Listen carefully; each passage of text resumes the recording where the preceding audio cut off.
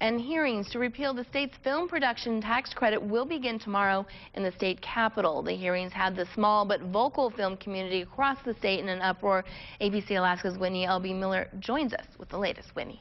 Natalie, the Alaska Film Group is sending out an urgent call to action against House Bill 112, introduced by Representative Bill Stoltz. The bill looks to repeal the state's film tax credit program.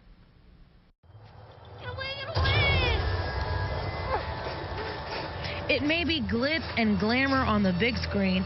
Drop the boy!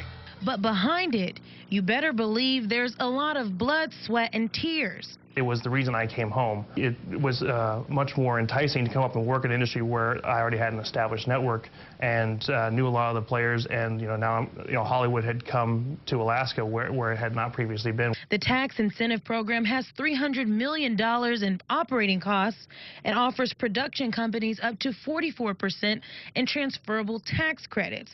House Bill 112 looks to repeal the program on grounds that the money could be better spent elsewhere. We're not necessarily sure of why the legislation has been introduced. All we know is that it's causing a very negative effect, and it's sending a chill down the industry's spine, who are looking for a stable environment to bring their work towards.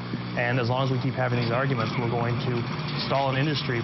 Held up in the House Finance Committee today, the offices of Representative Bill Stoltz and Mark Newman, the sponsor and co-sponsor on the bill, referred your Alaska Link to a prior sponsor statement.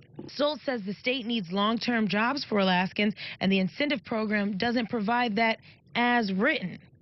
Despite an audit saying 84% of wages from film gigs were paid to non-Alaskans, Johnston has benefited from the program and sees others doing the same. It's a different influx of revenue into the state, and that's allowing not only new businesses to come in, but current businesses who have already been involved in production to expand and grow their workforce. And by the looks of your TV guide, there's no denying the lure of Alaska's majestic beauty, serving as a natural backdrop for Hollywood entrepreneurs.